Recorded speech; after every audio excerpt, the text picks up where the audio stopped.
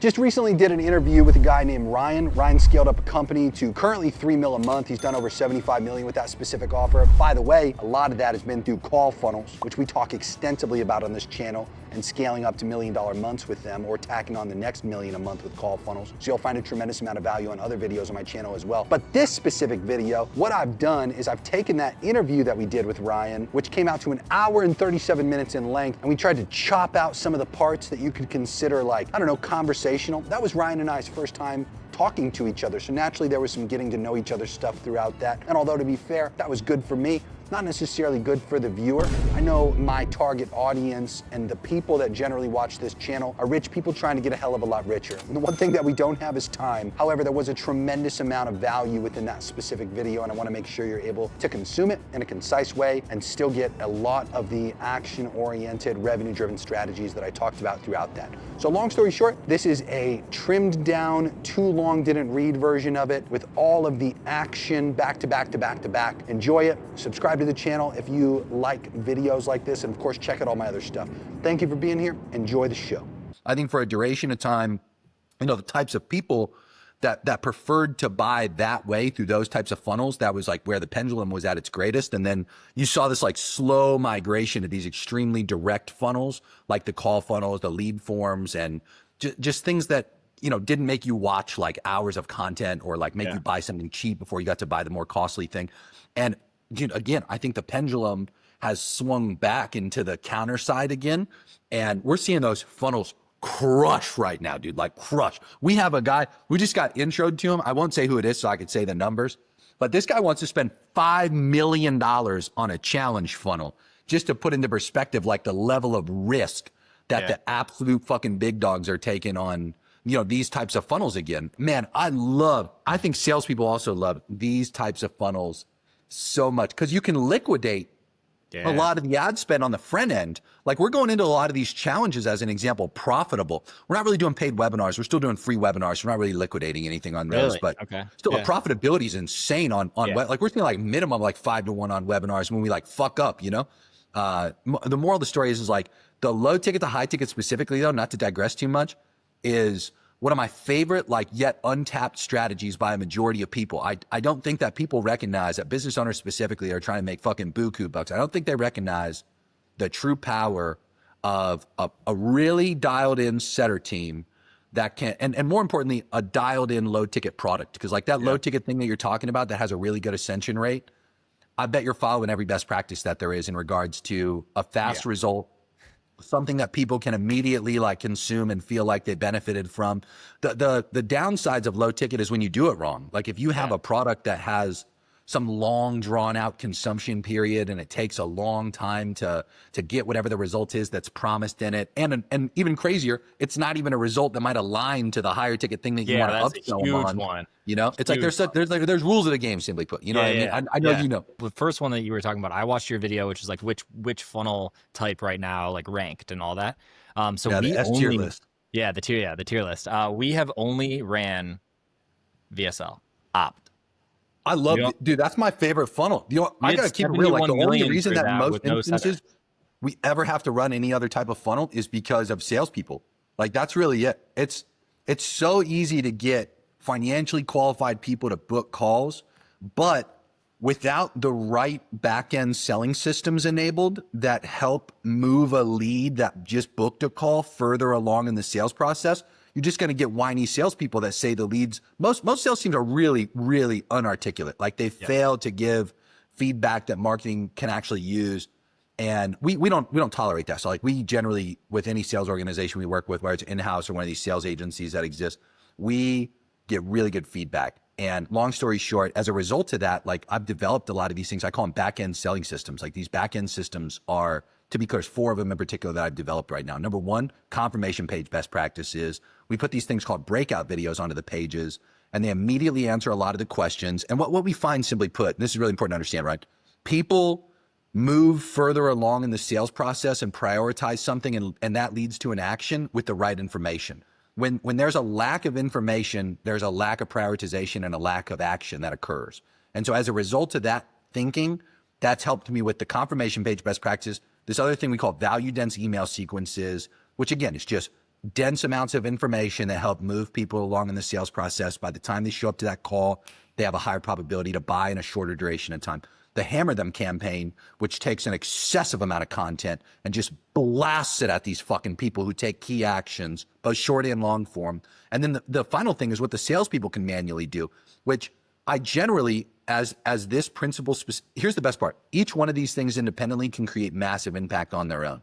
Okay. You just combine them together and I call it back end selling systems. These specific things combined, like it's so hard to fuck that up with the level of impact you can have on something like a call funnel. And that's an example of like, even though the pendulum swung back to these longer format, like, challenge funnels, webinars, low ticket to high ticket, you can still absolutely crush with call funnels, but it's augmented with a lot of content consumption and information density to help people create a priority out of whatever it is that, you want to sell them on. People show up to a sales call with a lack of information. It's no longer a sales call. It's an education call. And when it's an education call, your salespeople will typically say stupid shit like, oh, the leads aren't qualified, or these people are cold. Yeah. And when they compare them to people, especially from organic, that's the number one polarizing bias we get between a team that does really well organically and when they introduce paid ads, they'll typically bitch most about that. Like they'll give that kind of feedback. But what they're actually trying to say is, in a way that they aren't like able to articulate, is like, hey, these people need far more information to actually be able to make a buying decision. And people don't consider like the amount of content and over what duration of time the content gets consumed organically. So you fail to replicate an organic sales process when you fail to get the same amount of information in a substantially shorter duration of time. So, and the information is typically not consumed the same. You know what I mean? I don't give a fuck about the front end consumption of the information like you articulated that you do there. I'm all for, I want to be really clear and say this. The general public specifically, and when you're selling to the general public, you do have to behave a little differently with how you're going to execute these tactics and strategies. You should absolutely give a fuck about front end consumption with the general public, but it's also based on, I call it the interest spectrum. So I generally visualize this in like a bar chart. Okay. And I like to say there's about 4 stages of levels of interest. I think there's curious, I think there's general interest, I think there's highly interested, and then I think there's convicted. And I think above convicted is where deals get done.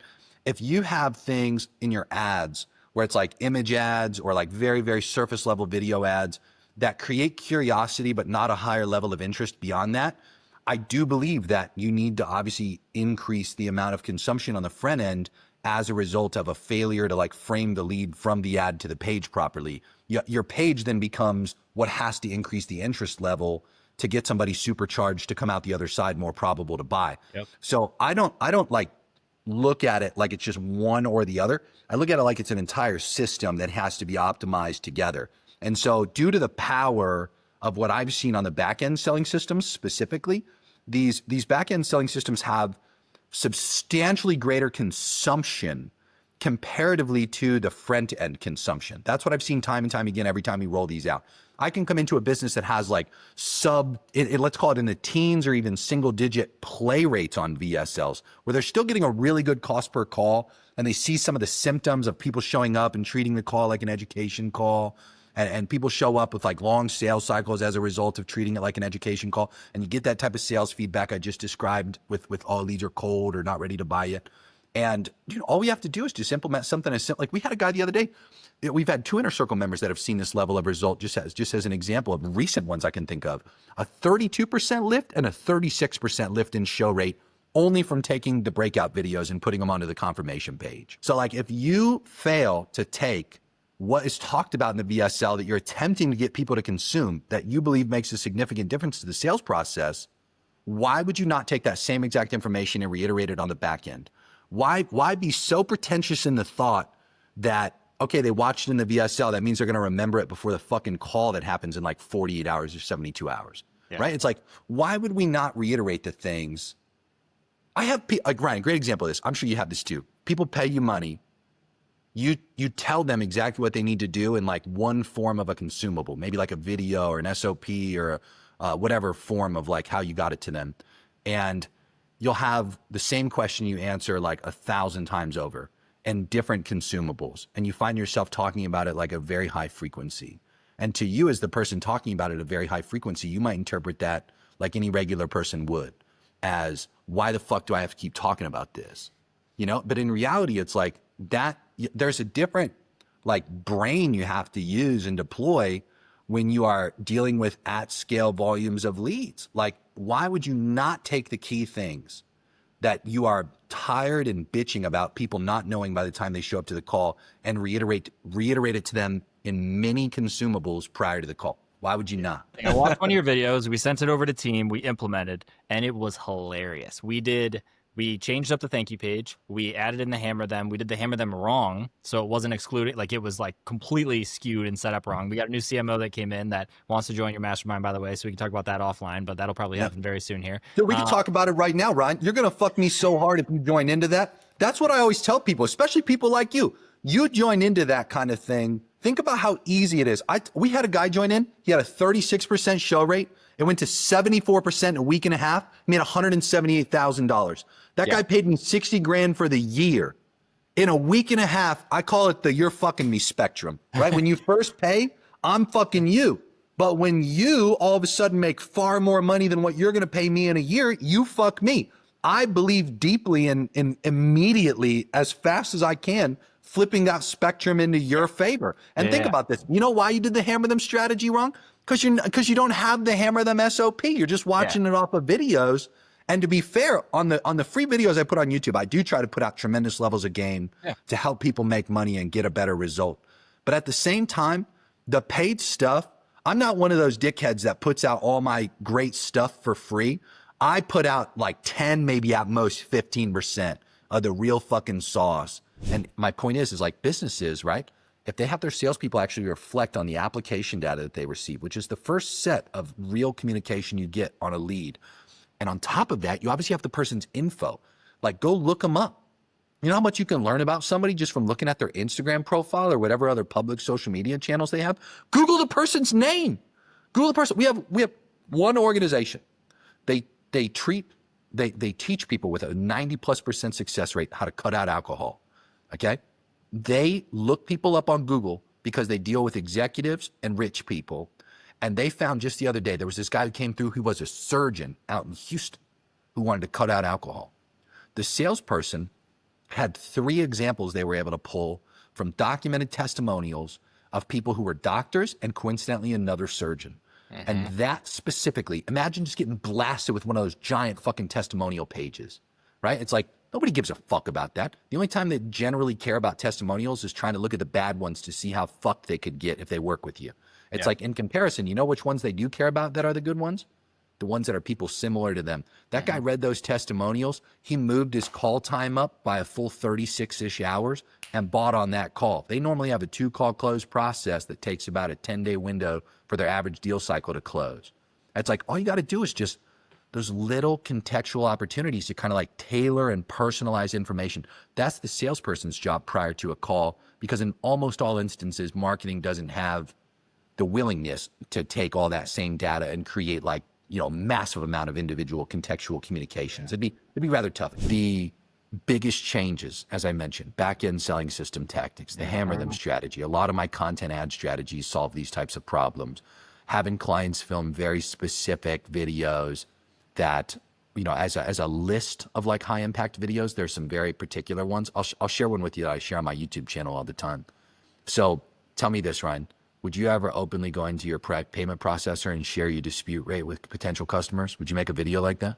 I could, yeah, but we And don't. what level of and trust it's do you not think it would relevant. immediately provide if you chose to do something like that? Yeah, a lot. Remember, a customer is looking for how fucked they could get by doing a deal with you just as much as they're looking at, well, how good could things go? And in most instances, like your cherry-picked testimonials that almost all businesses, to be fair, I imagine you're likely highly FTC compliant at this point and not probable to be cherry-picking the best testimonials and not showing true averages. But a lot of businesses that obviously are not following FTC compliance, like that's a common practice that they have. Yeah. And that creates distrust. Comparatively, imagine you do a video and you just straight up log into your payment processor and you just straight up show it. You're just like, look, I have a 0.52% dispute rate over the lifetime of my entire entire amount of transactions. Here's the total amount of people that have ever transacted with us. Here's the ones that have disputed. Here's our total refund rate. And by the way, I'm just going to go through a few with you, and I'm just going to show you right now. Let's click on them and let's look. So as an example, when I make that video for mine, no offense to the country of India, every fucking dispute I've ever had is a very low ticket product I tested originating from India from some fucker. And then I go on Google and I type in the name of that product, and bam, a fuckload of pirated versions of that exact same piece of whatever the fuck was bought and disputed. And I can tie the two together super easily and be like, arguably my actual dispute rate is essentially 0. Yeah. And the only reason I have ever had disputes is because these fucking dickheads like to pirate my stuff. You know, I was like, long story short, ever since I started charging 5K plus, it's like, coincidentally, we don't get anybody that tries to do that kind of stuff. And I go and I show things like, look, here's the literal handful of people we've ever refunded. And here's the specific stories behind why we've refunded these individuals. And I can't stress it enough. Like, as an example of the level of impact that that type of video would create on the back end of somebody doing something like booking a call and going through the research process, or another great one, like, dude, I guarantee you at your scale, somebody Googles your company name with the word scam or review. I bet there's Reddit threads. I bet there's all kinds of random shit. I bet there's YouTube videos about people just telling you you're a fucking scammer. And the thing is like at scale, especially, the spectrum grows in terms of the quantity of people that are just always like there's people right now that no matter how much value you put out, no matter how impactful the things that we sit here and talk about are, and even though we didn't even charge for anything that we just talked about that can make people money based on what we just discussed, there's still some fucking dickhead out there sitting there saying, all course creators are a scammer, you know, like none of them are valuable. And it's like, again, that's totally fine because as that industry grows, the quantity of people that sit there on that end of the spectrum grow, and the quantity of people that are just already sold grow. But the biggest part of the market is the middle part that can be swayed by very simple pieces of information. Generally, when you do research on something, you don't do it deeply and intently until you're actually ready to make a purchase decision. The very first thing you're trying to do, especially when you book a call, is just look for some smoke to see if there might be signal that there's a fire somewhere. Yeah. Imagine, right? Yeah, the second video you would make is an example of a breakout video. You help people do their research and due diligence, and you lend perspective on what they're going to go and find anyway. And like you go on Google and you literally just share your screen and you're like, all right, yeah, so in this video, I'm going to help you do your due diligence on us. First of all, my name's Ryan Clark. Like, let me go Google myself and the word scam, and let's just go through it together and see what we find. And let me try to lend a perspective on anything that we may find together. Let me go look up the company, Warrior Babe. Let's type in Reddit. Let's type in the word reviews. Let's type in the word scam, and let's just go through it. You know, let's just look and let me show you what we find, because I understand what you're looking for. You're looking for how fucked you could get if you do this deal with us and how bad it could technically be. And I want to show you in this video, I want to show you what we do to keep you safe and how we, you know, I want to demonstrate it. So let me do what a lot of people would never do for you and actually just help you do your research. Here we go. And you just jump into it. You know, it's like, dude, again, you can't tell me a fucking single person you know, Ryan, that's ever told you to make a video like that. I guarantee it. And when you make a video like that, I can't stress it enough. It's like a modern tactic, simply put. It's like, yeah, the pendulum swung back to being able to take these types of like longer form content consumption oriented strategies, but they're not the same as what they were. You don't just get to like fire. I have a guy, we just signed him on as a client. Pretty risky deal to a degree, but I got a great rev share on the deal. He went from 1.4 mil a month down to 300K a month. You know what he was doing? Automated webinars, outdated call funnel tactics. He was doing everything from like 2015, 2016. He hadn't updated a single fucking thing. Worked for him while it worked, didn't work now. And it's like the monkey with the nut in the stump analogy. You heard that one?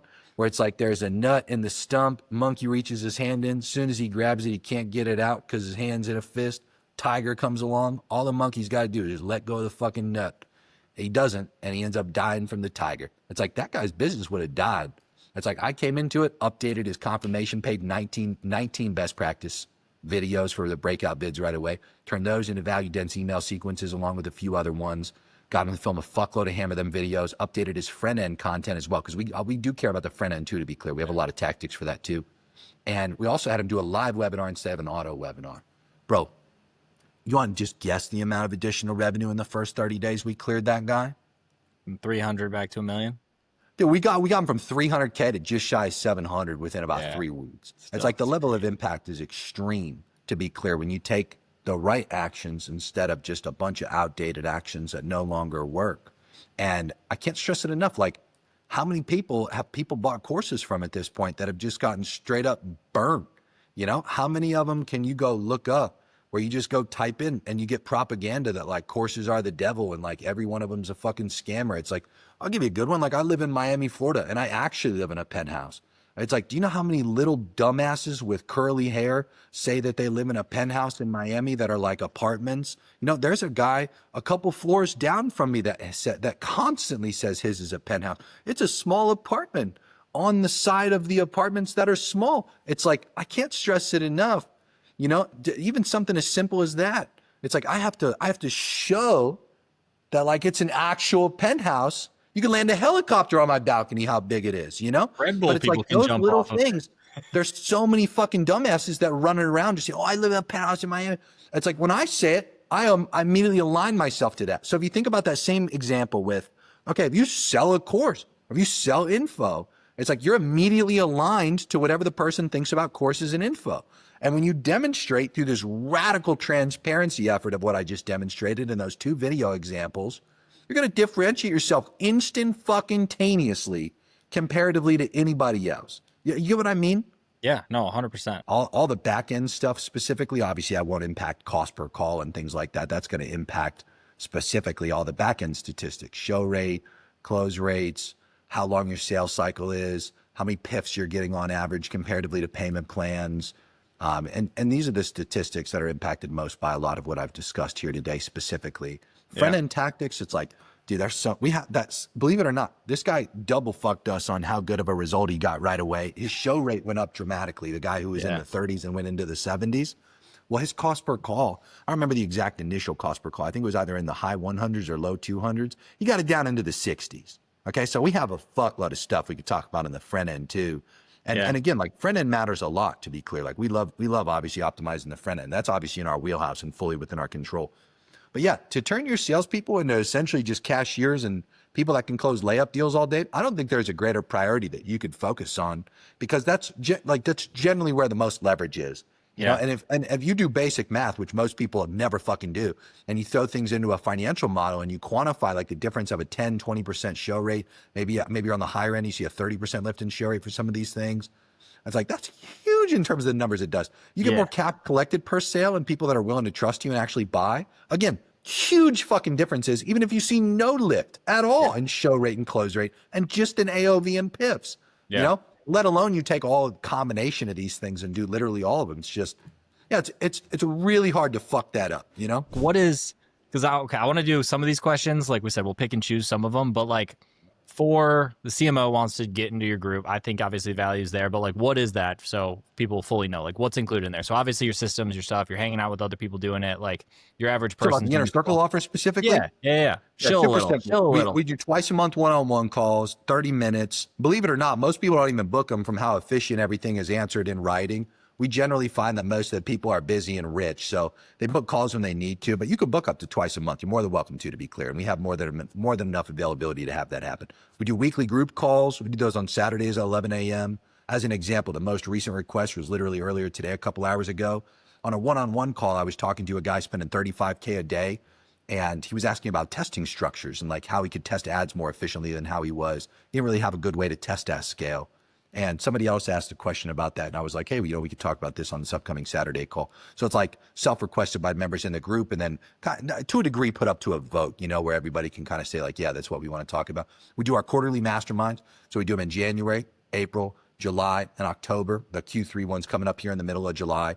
And then we have our, we also have AI Jeremy, by the way, which is fucking insane. I heard about that today. 4.2 million data points trained on that thing. Everything, including calls like this, get uploaded, one-on-one calls, client calls, consulting calls, every message I send, every voice note I send, every single thing I obviously create and document, period, every course video I've ever done, like literally all of it, every SOP is all uploaded into this thing. And it's not just unorganized data that's uploaded into it. We actually organize the brain in levels for like what it communicates about at a higher priority than others. It's simply put, it's very effective for talking to it about what you need to know. And all of the course content and everything that we provide to the people who join, which is a substantial amount in terms of a course library access. Those are for like your exploratory learning, for like your, okay, these are the things that are either kind of like an executive summary versus the full book. It's like, I don't even know I need to know this. Let me watch this and see if it applies. Or, hey, I want to learn this same thing, but in an expanded way. Go watch the lessons. And then outside of that, very active group chat. We do all our group chats on Telegram in our case. We find the organization to be superior in comparison to any other community-based platform that we could be on. And to be clear, like just today, we had a guy doing 700K a month join. Our minimum to be a part of it's 100K a month. Obviously, you're well in excess of that. There's 18 people in there currently that do $1 million a month. The highest one in there currently does 5.7 mil a month. And yeah, everybody, to be clear, like it's kind of shocking, but you get perspective from like all ends of the spectrum. And even the people that are at like the lower levels of revenue, they still have significant amounts of data to contribute because usually they can run differently comparatively to the big people. And the lessons from the big people apply very differently to the small people. And the range of perspective is so extreme. I learn a lot from my own mastermind. I know it sounds super pretentious to say because I obviously run it and like I make all the money off of it. In this case, I'm the one getting paid. This is the best mastermind I've been a part of. No, dude, it's real. It's like our I learned CMO a tremendous amount of shit from my own group. And it's so cool. Like we never pitch or anything in masterminds. Like obviously you're already paying to be a part of the group. Every person that speaks is from the group itself because it's full of awesome people that know a lot of shit. We give out in our group, we celebrate $1 million months. So every time you get your next $1 million a month or every time you hit your first $1 million a month, we give a big ass trophy celebrating your win. And we generally have you do a talk if you want to. Not everybody's available to come and do the talks, but whatever, they're still all great. And then we bring in an occasional outside of the group guest speaker, but pretty rare. And obviously we understand the game. Like it's pretty simple. It's very different than other masterminds in that regard because most masterminds are just like, an actual mastermind where like you go to an event and you like sit down maybe once a year or twice a year with a bunch of people you don't really know. And like, you kind of like surface level network with some folks and maybe you get a dinner in or two where if you're lucky to get invited to it, you get a deeper conversation with some guys. It's true. In this case, it's like, imagine showing up, upwards of 4 times a year, which we get about 1/3 of the group that shows up to each one of the masterminds in terms of total quantity versus total members. And, the quantity of people and the types of people that show up to each one change. Like some people have a preference to go to just Q4, or just Q1, or like, the summertime ones are generally a little lighter, although this year it's not. And anyway, I digress. Point I'm trying to make is now comparatively, you show up to a group session like this in person. Well, you already have like been very active inside of a community, seeing what these people do and how they do it. You've likely already communicated and coordinated with them ahead of time. It's like you show up with much deeper connections with people that are already a part of it. And you get the benefits of meeting a bunch of people you don't already know. And then that deepens your relationships when you go back to digital again and are just learning from people. You kind of put a face to the name when you meet them in person, obviously, or when you meet them digitally and then get to meet them in person. So it's really cool. I haven't seen anybody have any willingness to like actually do things like what I do with like one-on-one stuff or like even just weekly group calls. I made it my mission. I truly have so much fun just helping other people get richer, because then I get richer too. Yeah. And it's still, believe it or not, still a fraction of what I make in total. So I think that helps a lot. This is very important as a principle that I deeply believe to be true with this. Because I make so much on rev shares from the client side of our business on the agency. And again, we make good money with the inner circle, to be fair, but it's like, again, it's still a fraction of what we make as a whole. Because I don't actually give a fuck about the individual who buys and then needs to drop out eventually, it allows me to be brutally fucking honest. Because I'm in a position where my money comes from what I actually teach and do from rev shares. And as a result of that, you get the perspective you genuinely need somebody to tell you. In comparison, imagine paying a guy where all their money comes from their mastermind in this context. Like that person's going to coddle you. Like they're going to give you advice that keeps you a part of it. People in here stay a part of it because they make a fuckload of money, And that's the difference. I think the person who runs it has to be financially free to the point where there's like a leader that has brutal fucking honesty with you about what you got going on. That way, if they, because I say stuff occasionally that can set you a little bit, and hold you accountable. Nobody likes being held accountable to an aggressive standard, but again, it helps you get a lot richer when you have somebody like that, regardless of your level of income. You know what I mean? Yeah.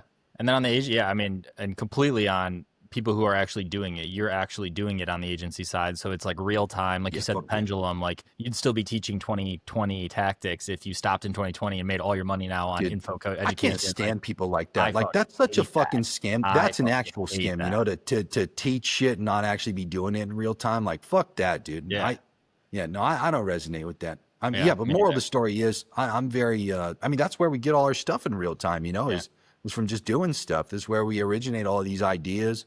It's so funny. Who's ICP on that side?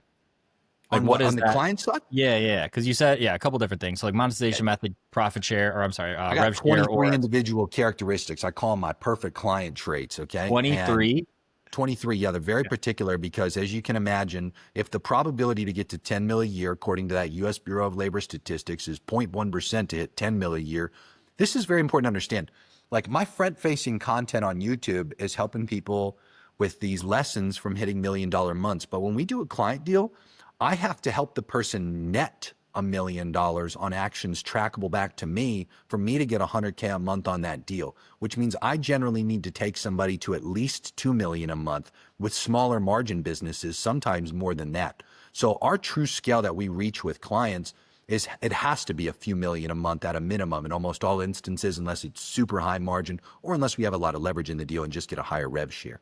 But yeah, simply put, it's always high ticket. It's always some kind of high ticket product or service. Ideally, it's higher margin, but we don't care if it's info. About half our deals at this point are info. The other half range across a pretty wide range of services, just kind of high ticket services and other high ticket products. Like as an example, that hyperbaric chamber example I provided, red light panels. We had a guy who was selling a $35,000 infrared sauna with red light panels integrated into it as a great example of a high ticket product. Anyway, it's some kind of high ticket product or service. The person's cool and they understand the game. Let me be really clear when I say this. I believe advertising is gambling, but with a higher probability in comparison to what most people view gambling as. Gambling is how rich people get far richer and eventually wealthy. And almost all the deals that we have, they go through this process. I refer to this as summiting, okay? Let me explain the system real quick so you can understand the thesis here. I think it makes a lot of sense. You're likely there yourself as an example. One of the very first things you generally attempt to accomplish when you first try to get richer is leveling up stuff. You know, like it's different for everybody what you might buy first. Like what I very first bought was some clothes. I used to love the brand called Y3. And I felt like the fucking man walking into Y3 and like buying a few $100 sweater or some shit like that, you know? And then eventually like your whole closet's full of shit and you're just like, what's next, you know? And then sometimes it's like cars, sometimes it's houses, sometimes it's none of the materialistic stuff. Sometimes it's like, okay, well, I remember putting my mom and my stepdad on payroll. It's like, well, that felt great, you know, but that was like a later stage summit for me as an example. And once you overcome that, it's like, again, it's like, well, okay, what do you got to do? Like pay off mortgages and like take care. And once all that kind of stuff gets done, okay, once you officially like check all the boxes, and I call it summiting because I compare it to climbing a mountain, where like you reach these levels where you achieve like a small summit, you kind of get to stand there a moment and you look at your closet in the first example and you're like, yeah, I mean, what else am I really going to buy here? You know, like what should I focus on next that's going to give me the enthusiasm to go out and get a fuckload richer, you know? And then you go back to climbing the mountain again and you reach the next summit. It's like, dude, if I look at my current cars as an example, not sounding like a dickhead here, but like my cars are sick. I got like the fucking sickest cars. Like, I love it, you know? I don't give a fuck about what other people think of my cars. My cars are cool as fuck right now. I universally love my cars right now. There's not a single fucking thing I'd do or change about them. You know, could I get better cars if I got even richer? For sure. But it's like, in terms of summiting, that's my point. It's like when you reach the point where it's like, you genuinely feel like you completed the step, the only thing to do after all the steps are accomplished is to start gambling. Okay. And I believe that the peak, like the number one summit to reach, is obviously wealth.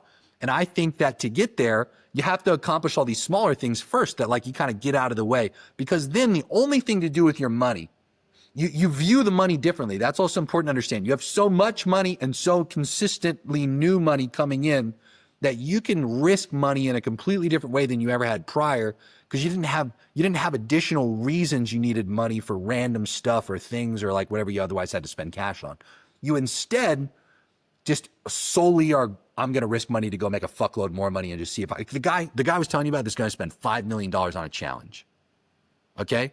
Why in the world is that the choice to spend $5 million on? It's like, the guy's probably just bored as fuck. And is like, could I gamble this fight? Like, what else could you possibly spend $5 million on that's going to return on a percentage basis as much as that's going to return? Like, that's without exaggeration going to return hundreds of percent. That guy could literally, we had a client do $19 million this year on an event. It's like they spent sub $2 million on the event, you know, and that's a lot to spend on an event. They flipped $19 million. It's like, again, when you risk large sums of cash, or for some people who have smaller summits, to be fair, like some people don't need my cars, you know, they just need like a car and they feel complete. You know, everybody's summits are different. But what I do find is the people that have larger summits that are like more serious stuff and accomplishments along the way, they typically gamble with greater sums by the time they get to the point of being the gambler. Okay. And when you get to the point of being the sophisticated gambler, I can't stress it enough. You have like the ultimate position to take the level of necessary risk that's required to make some serious fucking cash. That is an example of a client trait. I look for that in everybody. Yeah. Even if you're at a smaller level of revenue, if you've accomplished the summits and you've reached the point where I can tell you like, all right, look, dude, like this month, the reason you're hiring me is because I'm going to increase the odds even further of the bet playing out. The bet still might not play out, but you're fucking pushing the chips in the table right here. Not all the chips, a respectable amount of chips, but like you're pushing chips in the table right now, and I understand the game. You want to turn the chips into more chips, and you want to do it within 30 days, okay? I genuinely consider people like me to be like modern day money managers that are like more aggressive levels of risk. Like if you want to just take your money and like, you know, get like traditional returns, you know, go put it in a, which you should, by the way, you should regularly invest like cash into traditional means, right? I'm not saying you shouldn't. However, when you want like the level of cash that they're trying to get and the speed in which they're trying to get it, advertising in businesses, name anything else you can get hundreds of percent of a return within a month risking cash on. Yeah, in a reasonable, like pretty high probability to play out way that's safe and legal. Yeah.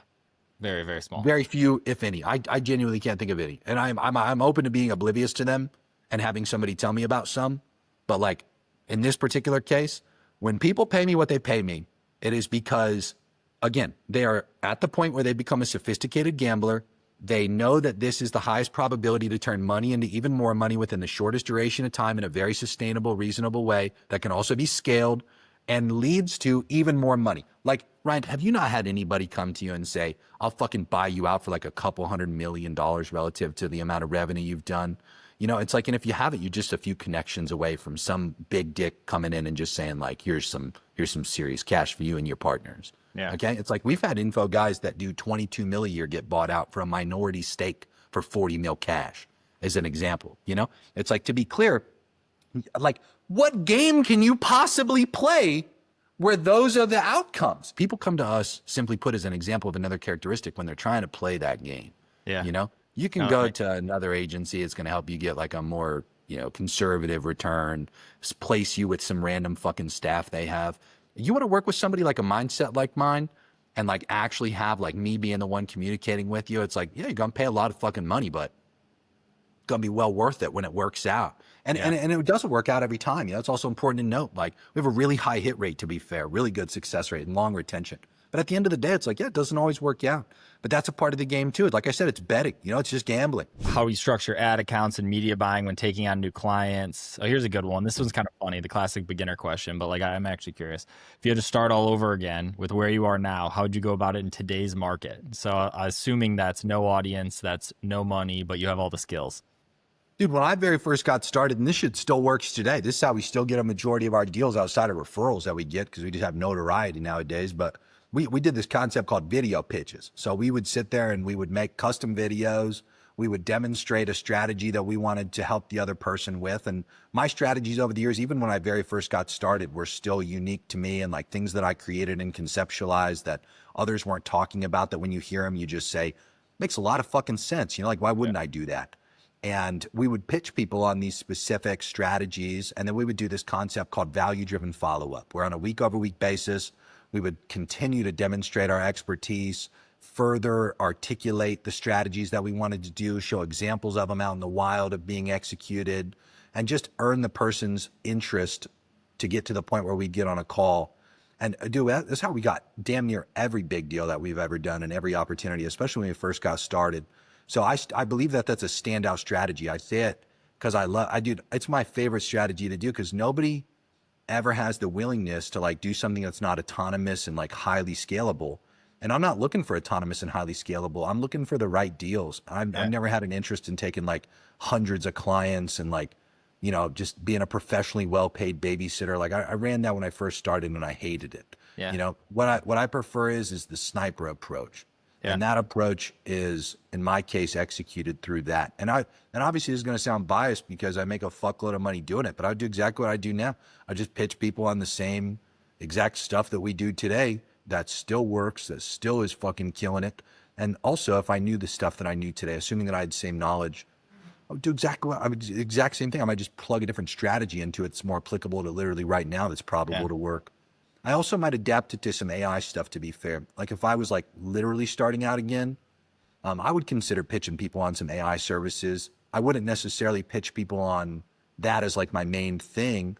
I would just be one of those things that I could like augment what I'm already going to do anyway and just make it more efficient or more effective for somebody through some kind of like, again, added augmentation to a strategy that might make things more efficient for them. Yeah. You know, but yeah, that'd be it. I loaded up my YouTube channel for the first time to start making these, and I literally had unlisted videos that were ones that were like sniper videos that I made from learning from your like original. That was like one to like this massive real estate broker that had like, and got literally on the phone with him. Yeah. I mean, yes. Yeah, dude. All these things and like individual landing builder, like for just like, it was all those videos. I had to delete them. I was like, can't even look at these at how bad they were. I was Dude, like, I still have so many on my channel. I don't even know how many videos I have on my channel that are unlisted YouTube videos that are for like our value-driven follow-up process or just straight up pitches. It's got to be in the thousands. It's got to be in the thousands. Like there's so many, dude. Dude, that's hilarious. Next one on here, lead form ads, which you talked about a little bit earlier. So we've never run these, but lead form ads versus landing page book a call ads for someone that's starting with B2B. Much lower intent type of lead, you know? Like I personally, I just did that S tier video as an example on my channel, and I named that strategy, I call it the Hydra. And I don't just call it lead forms because we do some specific things like with conditional logic and like the back end follow-up system to make it more effective. But you generally have to have a really aggressive, like super hungry sales team in order to have effectiveness with lead form strategies, just because it generates a lower level of interest in a lead due to the fact it's so much simpler and lower intent to fill out, generally already pre-populated with their information. Even if you do the higher intent option and you give people the opportunity to type in their data, it's still typically lower intent. The best strategy to like have effectiveness with that is to have a sales team of people that don't give a fuck at all that the leads are coming in lower interest. Typically, these types of sales teams have to be extremely good educators. So when you have an educator role or you have an entire sales team that plays the educator role, what they're going to do is they're going to have a lot of effectiveness communicating information to people to increase interest and then have sales-based conversations with them. In my world, we like content ad strategies. You know, I'm one of the few advertisers that I've ever met that spends a fuckload of money on content distribution because I've seen its effectiveness in the sales process and how much it can sway buyers. Whether it's like the hammer them strategy where it retargets at specific points in the sales process, or whether content is what originated the leads being in the world in the first place. And then we follow up with direct response strategies. There's so many different individual content ad strategies that we've conceptualized that are unique to us over the years. And that's a big part of what we do too. And again, all those are videos. Like none of those are images. You know, they're always fucking videos. Yeah. But yeah, anyway. So when you take on these new deals, you're doing like you're coming up with a content list, you're coming out or you're writing full on scripts and then they're shooting all these, like when you partner with a lot of these I'm not sure if I can share my screen on this thing, but a lot of what we do is we'll make like full blown ad ideas for these people and scripts. Sometimes we'll give them like more like general outlines of what we want them to say. And in other instances, we'll give them like full blown, like actual, like word for word things. It's really dependent on the client. You know, sometimes we prefer to have like teleprompters and things like that, although more rare. Other times they just prefer simple, like, you know, talk like this kind of stuff and touch on these general points. But we'll film like upwards. We typically do hook body call to actions in our ads. That way we can interchange them. Yeah. And, you know, we have a lot of like creative testing strategies that we deploy at different levels of scale that vary, give or take, like how much we're spending per day. But yeah, in most instances we'll film like kind of like Legos, you know, like interchangeable sections, but we'll have them film the entire thing at once.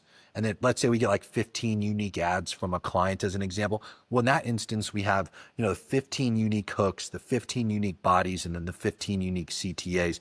And in most instances, we'll also get approved B-roll folders from the clients as well that we can interchange. And we end up having a very extensive amount of creative. And ideally that creative hits so we don't have to get them to go film another 15 in a short time frame. Because if it does hit, we work with busy rich people for a living. So all the advice that we give people is not something that's time and effort intensive. Yeah. It's intended to be efficient and very, very conscious about the individual's time that is taking action on these things. So we try to have a wide range of hooks and a wide range of bodies and not necessarily a wide range of CTAs. Those are generally very similar, to be fair. But the interchangeableness of our ads plus B-roll gives us a tremendous amount of creatives that we get to run. And then, from there, it's opinion based to a degree. We try to, project what we think might be most probable to work. And we always mix in stuff that we do not believe is probable to work because we don't want to be right. We just want to make money. Yeah, no, that's real. And there, you guys, I mean, you're mainly on Meta, but do you guys do multi? No, we run traffic on all channels, to be clear. I consistently talk about Facebook and Instagram ads due to the fact that's where a majority of the spend goes out from our clients, to be fair, and from a majority of the people that come to us. We still spend a great chunk of change on things like Google AdWords. TikTok's a little scary, to be fair. Like, not everybody scales up on TikTok due to the fact it's like a banned conversation here in the United States every 90 days on a rolling basis. But yeah, I mean, we still have a good chunk of change that we spend on TikTok as well. Cool. We have a small fraction, to be fair, that spend on LinkedIn. It's like 20 times more costly comparatively to almost every other ad channel. We generally don't do anything else on a lot of the other ad channels. If we do, it's like a test or like, something super marginal. But yeah, I mean, we're very well versed on the other ad channels as well. Yeah, cool. And then quick mindset stuff, or not even mindset, but like vision. So what are you doing? Where are you taking this? Like, what's your target? You've got this big ass mastermind. You got this big ass agency with the correct monetization model that can, scale to the moon. Like, where are you going with this? Look, I love money so much, and I understand the impact that it has on both my life and everybody else that I help get richer. I'm not in any way, shape, or form trying to virtue signal when I say this, okay? I genuinely love money so much. You know how people ask that question to you? I'm sure you get it all the time, Ryan. What's your hobby? Like, what do you enjoy doing besides making money? And I personally am, like, my dopamine fires off at such an aggressive rate. If you did brain scans on me, I bet I'd be in like an insane spectrum comparatively to like a drug user, and I can help other people get richer. It's like hardwired in me that this is my favorite thing to do. And I'm deeply self-aware about that. And you know how people always get to say things and not everybody gets to resonate with it, where they're like, I truly love what I do. This is like my favorite fucking pastime, and it makes me money and is my literal business at the same time. I am at a point where I've built a great world that continues to expand, thankfully, where I just get to do literally what I love. It's my favorite hobby. It's my favorite pastime. It's my favorite topic of conversation. Like this exact thing, Ryan, I truly don't even view it as any other way than just, we got to talk about money for a good hour and a half here today. Literally. And it's exactly what I wanted to talk about and spend this time doing. And it's probably what I would have spent the time doing anyway with somebody else regardless. The more I get to talk about it, the more I love my life and the more enthusiastic I am. And more importantly, from more like a mission driven perspective, I deeply believe in the power of money. I think that rich people are some of the most important people on earth. I believe in the impact that we make. I believe that we are some of the most philanthropic people that exist, even when we're not intending to be. You and I get to go to a dinner and tip a guy $1,000 like it's $20 to us. You probably more than me, to be fair. You make a lot more than me. But I can't stress it enough. It's like you get to make so much impact. And you get to build and actualize things at a speed in which that people without as much money don't get to do. And as a result of that, we impact the world faster and at a greater scale comparatively to anybody else. So the more people I can get rich, the more rich I can get, which again, I absolutely love. I love money. And like I said, I'm not virtue signaling. I do everything I do to get richer. But at the same time, I get that added benefit of it's my favorite pastime, It's like I don't fucking golf. I don't sit around and do fuck all. I watch an occasional basketball game because it's across the street with the Miami Heat here. But it's other than that, dog, this is the fucking greatest life ever that you could have blessed me with. And I hope to just perpetuate it make it bigger, you know, scale my impact up, and be a person who you can have a good, genuine conversation with about getting as rich as you possibly fucking can, you know, Yeah. that's here to help you do it too. Yeah, So 100%. I don't know what I would do differently, man. This is Yeah. what I've always envisioned, and this is it. You know, I love it. I just think it gets bigger from here. Is it? You know. I agree. I agree. No, well, this was good. I mean, we went 35 over, so I'll cut it here Yeah. because I mean, I watch all your I stuff. love And it. I've watched it Dude, forever. I'm a D1 yapper, Ryan. I can talk all day about all this stuff. Like I said, my favorite things to talk about, man. So Cool. All right. Well, sounds people know good. where to find you, right? YouTube, X. So those are two core. I Yeah, guess. check out my YouTube. You know, I drop twice a week YouTube videos, like what Ryan was saying at the beginning of this. They're all bangers. You know, I try to just help people get richer with those, and then you ever want more serious stuff, obviously, you know, just pay me, because that's ultimately where the real value is. And I do other stuff. Like I have the Twitter people that take all my YouTube videos and like populate it all on Twitter for me. I do stuff on Instagram. If you follow me on Instagram's Instagram, great. Instagram. Yeah. You're at Jeremy, right? Just add Jeremy. That's right. Yep. Just add Yeah. Jeremy. Yeah. It's good. Yeah, man. I mean, just Cool. tap in, you know. Yeah. 100%. Then I'll message you offline because our CMO is very serious about it. And like,